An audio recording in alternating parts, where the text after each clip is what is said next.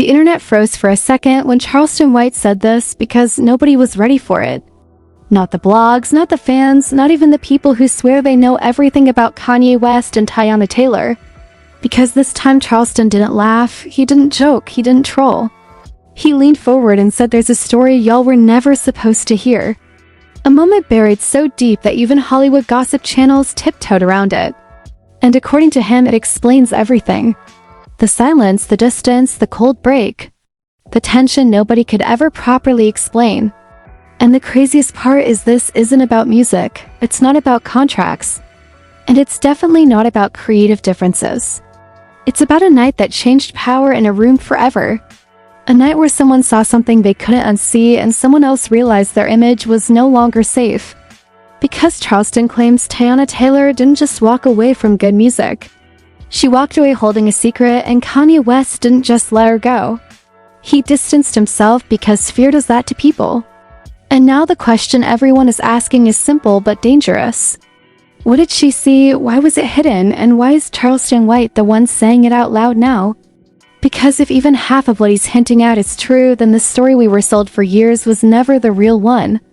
And the truth might be way more uncomfortable than anyone wants to admit. What Charleston White claims kicked all of this off is not some random misunderstanding or a petty industry disagreement, but a slow burn situation that had been building long before fans ever noticed the cracks.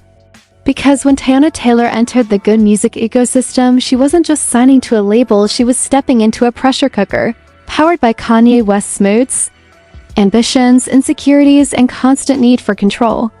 And on the outside, it looked like a dream setup. A visionary cosign, a creative family, a genius guiding a rising star. But insiders have always whispered that nothing in that camp was ever simple or stable. Especially when it came to young artists who started finding their own voice too fast.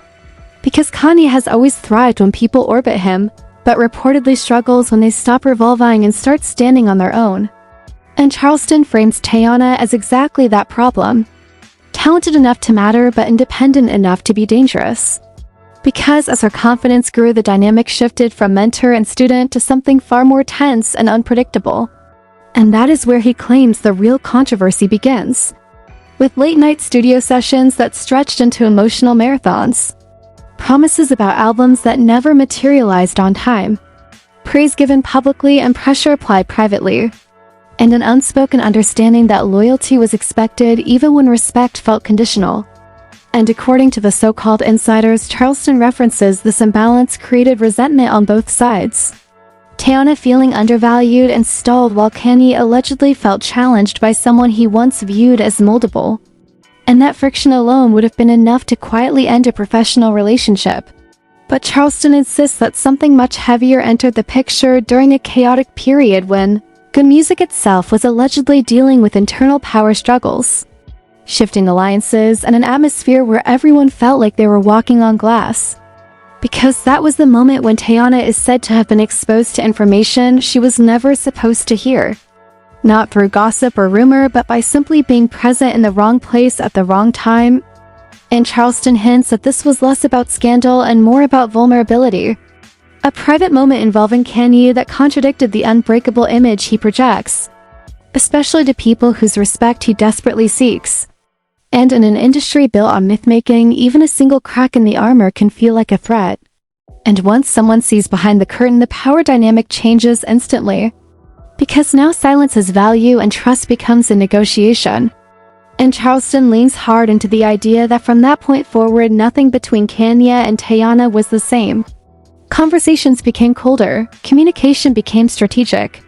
And what once felt like creative collaboration allegedly turned into quiet surveillance. With Kanye reportedly becoming more guarded about what he said around her and who he said it to, while Teyana began emotionally detaching. Not out of bitterness, but out of self-preservation. Because when you realize you know too much in an environment that thrives on control, you either play along or you slowly exit. And the public version of events was crafted to look clean.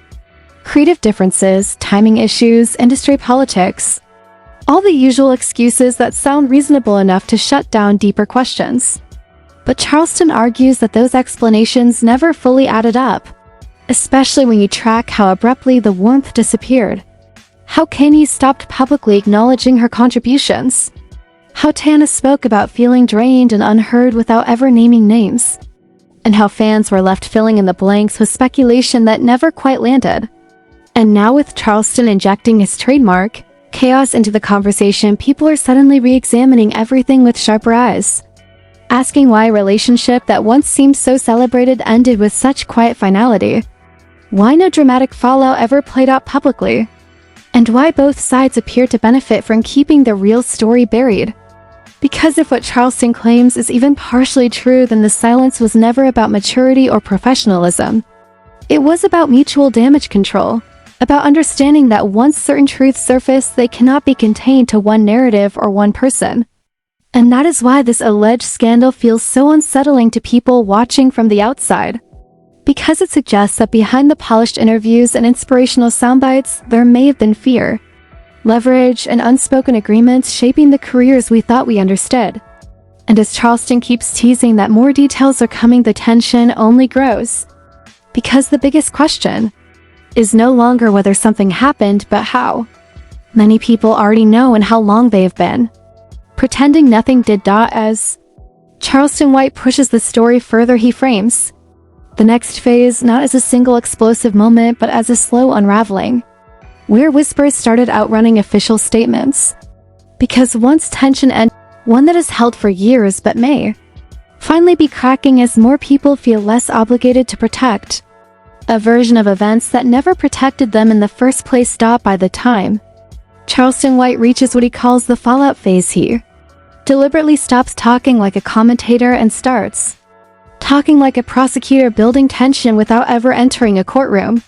Because according to his framing, the real damage of this alleged hidden drama was never meant to be loud or public, but slow and structural. The kind of damage that shows up years later in stalled careers, fractured alliances, and reputations that feel strangely untouchable yet permanently strained. And he claims that once the internal trust between Kanye West and Teyana Taylor was broken, the system around them quietly adjusted to contain the risk. Lawyers tightening language, managers redirecting narratives, associates choosing sides without announcing it, and everyone agreeing without saying it that the safest version of the story was the one where nothing dramatic ever happened. Because in the entertainment industry, silence can be the most effective crisis management tool when both sides benefit from keeping the details buried. And Charleston leans into the irony by pointing out how often the public assumes chaos always looks explosive when in reality, the most powerful cover-ups look calm, professional, and boring. And that is why he suggests there were consequences that fans never connected back to that alleged turning point. Creative opportunities quietly drying up, collaborations that never materialized despite public praise, doors that stopped opening without explanation. And he frames this not as punishment in a cartoon villain sense, but as insulation, a way for the machine to protect itself by minimizing variables. Because when someone is perceived as knowing too much, they become unpredictable, and unpredictability is bad for business. And public backlash in this version of events becomes almost secondary to internal recalibration. Because while fans debated online, the real work was happening behind the scenes, adjusting contracts, renegotiating leverage, and making sure that no single voice could rewrite the narrative unilaterally. And Charleston spices this up with claims of hypothetical legal anxieties. Not lawsuits filed or charges threatened, but conversations held. What if scenarios discussed in quiet rooms? Because the industry does not wait for problems to explode before planning exits, it plans for them the moment risk appears. And in his telling, that is why both Kanye and Teyana seem to move forward publicly while never fully escaping the shadow of that unresolved tension. Because unresolved stories have a way of leaking into everything else, influencing tone, choices, and trust long after the original moment has passed. And as he speculates about potential government or financial scrutiny, he does so with theatrical exaggeration. Not accusing anyone of crimes, but reminding the audience that power attracts oversight and that reputations built on control can collapse quickly once doubt enters the conversation. And this is where the humor creeps in, dark and sharp, as he jokes that the industry loves accountability until it needs therapy instead. Because suddenly everyone is fragile, misunderstood, and deserving of grace when questions get too specific. And Charleston uses that contradiction to keep viewers hooked, suggesting that if enough pressure builds, even the most carefully managed silence can crack, especially when new voices feel less loyalty to old arrangements. And he implies that the reason this story is resurfacing now is not coincidence but timing, shifting public sentiment, changing alliances, and a media environment that rewards chaos over caution, making it easier for fringe narratives to gain traction. And once traction turns into conversation, it can snowball into consequences whether the underlying claims are proven or not, because perception itself becomes a force. And Charleston frames the possible outcomes in deliberately dramatic terms: reputational reevaluations, financial hesitation from partners who hate uncertainty, fans revisiting past work with a more critical eye, and a renewed appetite for receipts that may or may not ever appear. And he emphasizes that even if no one ever confirms his version of events, the damage of suspicion alone can linger, reshaping legacies quietly. And in his final stretch, he circles back to the audience, reminding them that every era of music history has a polished official story and a messy unofficial one, and that the truth often lives somewhere in between, shaped by who had the most to lose at the time. And he challenges viewers to decide whether they believe prolonged silence equals innocence or simply successful management, whether loyalty is always noble or sometimes strategic, and whether knowing when not to speak can be just as powerful as exposing everything. Because in his telling, the real scandal is not a single night or secret, but the system that allows uncomfortable moments to be absorbed and forgotten, until someone like him drags them back into the light, laughing while he does it, daring everyone involved to either deny it clearly or continue pretending nothing ever happened.